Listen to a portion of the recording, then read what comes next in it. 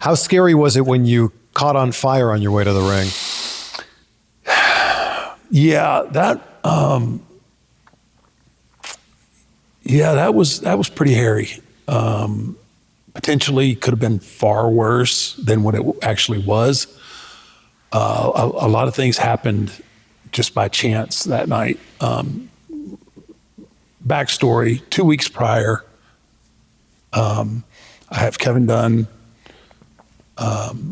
and the lead pyro guy out on the stage. I'm saying, look, I said, these pyro balls, when I stop at the edge of the stage right before I hit the ramp, I said, these 2 pyro bursts right here are too close. I said, I'm getting a lot of heat. And I said, look, I said, I want this, I want my entrance to be as scary and as cool as possible. I said, these right here, they need to back out a little bit. And the guy goes, nah, I think there's just a draft in the building. I was like, I don't care if there's a draft in the building. I'm telling you, these pyro bursts are too hot. They're too close. And Kevin Dunn's like, you need to back them up. Okay, so now we jump forward 2 weeks. It's not Hell in a Cell. It's the Elimination Chamber. It's in St. Louis, and I'm the champion. We're gonna switch the belt because we're leading into me and Sean. So originally, I had one of my Hellraiser jackets on. Kind of, I think it was the one that you're sitting on. So, yeah, there it is. So I had that coat on. Well, when I wear that coat, when you wear the belt, you can't see it because it all fastens together. And I said, okay, this is my last night as champion. I want people to see the belt. I don't want to carry the belt. I don't want to drag the belt. I want to wear the belt. This could be the last time that I have it. So the last minute, I switch from the Hellraiser coat to the duster and hat, so that when I walk down, you'll be able to see the title. Mm. First thing that I did right was that. So now I was the last one into the pod, and I was going to be the last one to come out. So I'm thinking about, okay, my hair's going to dry out, and when my hair dries out, and I can't see a thing. So I take a couple of extra bottles more than I usually would do, and I douse myself with water so that my hair stays wet. So when my music hit, I'm drenched in water. I mean, it's just pouring off of me. That was crucial. Mm. I come out, I make my entrance, I stop my normal spot, my head's down, waiting to do the lift. The pyro ball on the left comes up, and it comes right up my left side. I mean, it's like he moved it in. And it's so hot, I will no-sell something as long as I possibly can, but I can't take it. So I turn to my right to get out of the fireball, and then this one goes off. Mm. Now I'm right in it. So I'm totally engulfed in this propane pyro ball. And the only place that I knew safe to go was go straight. Because you're also dealing with walking off of the stage, and I'll be on fire and take a huge fall.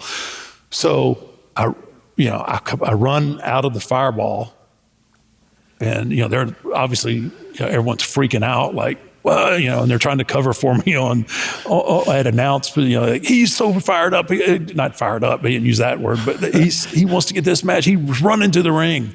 So I come out of this pyro ball. And I can see, I can see my hat's on fire. Oh my gosh. And my right sleeve is on fire. Now, if I hadn't have switched coats, this arm would have been totally just trashed. Mm. And then without all the water that I had on me, I mean, my eyebrows were all singed up. My face was burnt. And then, I had a big burn right around my singlet. So I'm in the pod. Now I know that I'm okay, but now I have the burnt flesh and burnt hair smell, and I'm looking down and I'm watching the skin on my chest bubble up like it's just blistering up. And I'm getting madder and madder and madder. They'd got a couple of ring crew guys underneath. And back then, the floor of the pods were grates. So they're handing me bottles of water up from the bottom, and I'm taking the water and I'm pouring them on myself. I still got to go. They're asking me, do you want to stop? You want to get out? And I was like, no, man, we got business to do. Yeah. I said, I've got to drop this belt to Jericho. So everybody, they work.